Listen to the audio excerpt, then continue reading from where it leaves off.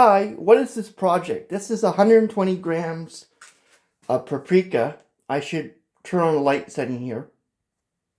There we go. Right here I have 120 grams-ish of paprika powder, organic, as you can see. I'm making an aromatherapy, but not really aromatherapy, but a repellent for animals. Even though it's winter right now and it's icy, I can store this for a long period of time using ethanol, polysorbitate 80, and other materials. So what I'm going to be doing first, the temperature that we're working with is 17 to 18 degrees Celsius. I think maybe I might turn this off because it's a little bit blinding, or at least turn it that way so it's not nearly as bright. Now, as you see, I have a liter of 70% ethanol, denatured, and the thing is that you don't want to work with anything that has potential to have methanol or that kind of stuff, because you don't want that to actually get on your skin. And the ethanol solution is okay.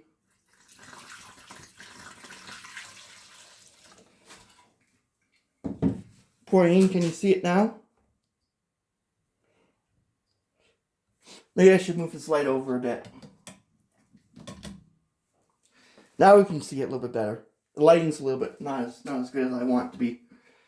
Now I'm putting in 70% ethanol, which has about 0.2 or 3% hydrogen peroxide, but that's such a small amount that it will break down when exposed to organic material.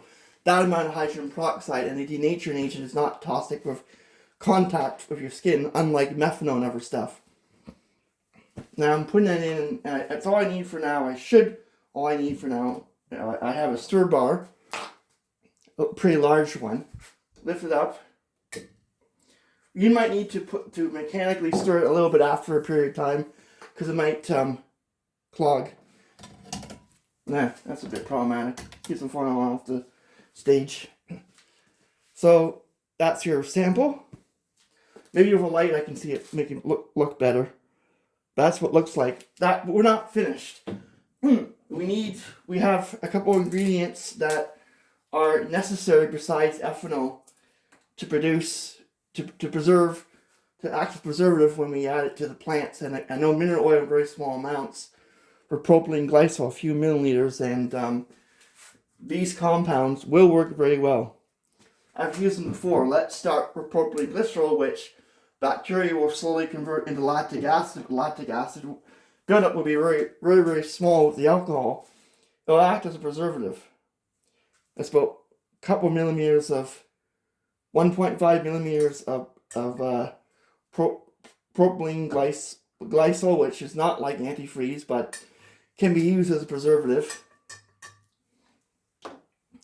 The reason why I'm producing this is because I wanted to make it into aroma in the beginning, but I thought that isn't really practical for me to do that.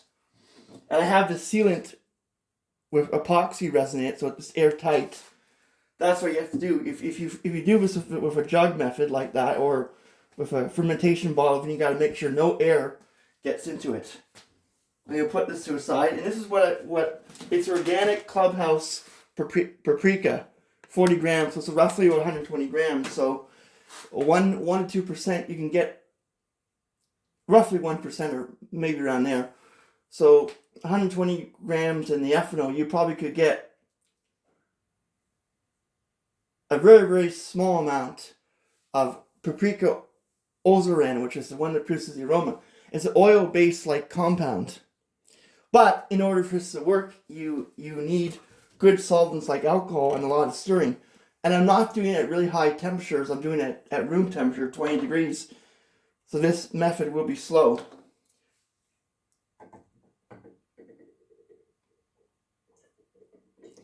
That should be enough for what I need for that. The mineral oil. The mineral oil basically blocks out the oxygen. It's not toxic unless you ingest it. And the oxygen will interfere and will make it so it's really hard to just a second when I open this. This is polysorbital 80. Another critical material that I'm working with. There's the cap. Now I'm going to use a fresh pipette. It's always important to use a fresh pipette so you don't contaminate anything because you'll be using it for other purposes probably. That's thick, a thick material and very hard to work with. Doesn't want to come out of the pipette that often, but it is kind of a useful material to prevent bacteria and yeast that are naturally there from interfering with your results. I always keep these afterwards in my storage area, which is around 2 degrees, which won't affect it. I put in the stir rod, or the stir fish. Make sure this is airtight, and I'm gonna carefully mount this. It should not need extra support and that kind of stuff, but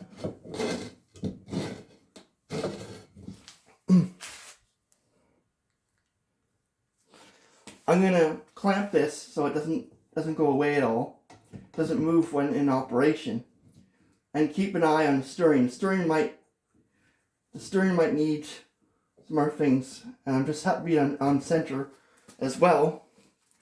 Now I turn on the power. It's measuring at 16 degrees Celsius. We don't want to heat this because if we heat this, we'll crack the glass.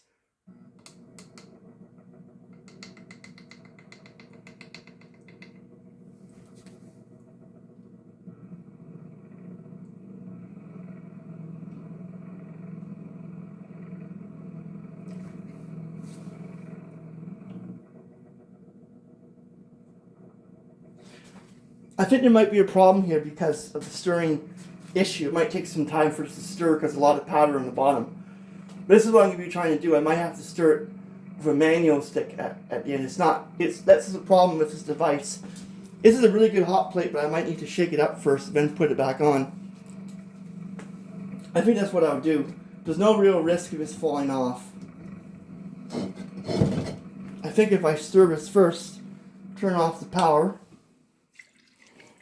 give it a pre-shaking so that I might be able to get it to work properly. I think that was what the problem was. This just might be a little bit problematic. It's so much powder versus alcohol, and then I might have to get the stir. And that might not be a good enough stir rod for what I need it for. But the concept is try to get the stir. And I'm looking at it with the light to see if it will stir.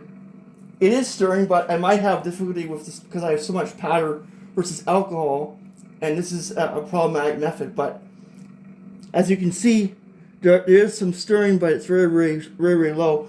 I'll have to keep an eye on this and then maybe turn it off and shake it. It's going to be a pain, but it can be done. Then you have to filter this very carefully and that kind of stuff. But I do think this is a method of making a repellent, a squirrel or animal repellent, because they're related to the pepper family. A word of note of caution that the compounds in the peppers, if you have an allergy towards latex or you have an allergy towards peppers or any of the nightshade families, I do not recommend that you do this because you could develop some kind of anaphylactic shock. I've heard off-label, but I'm not sure this is effective, that they do use the Paprika compounds itself as a skin treatment because it converts into vitamin A.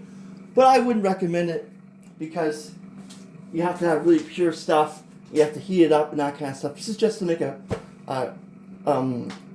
repellent. Try to make a repellent out of Paprika. It'd be better. This is a better method than to try to make a aromatherapy.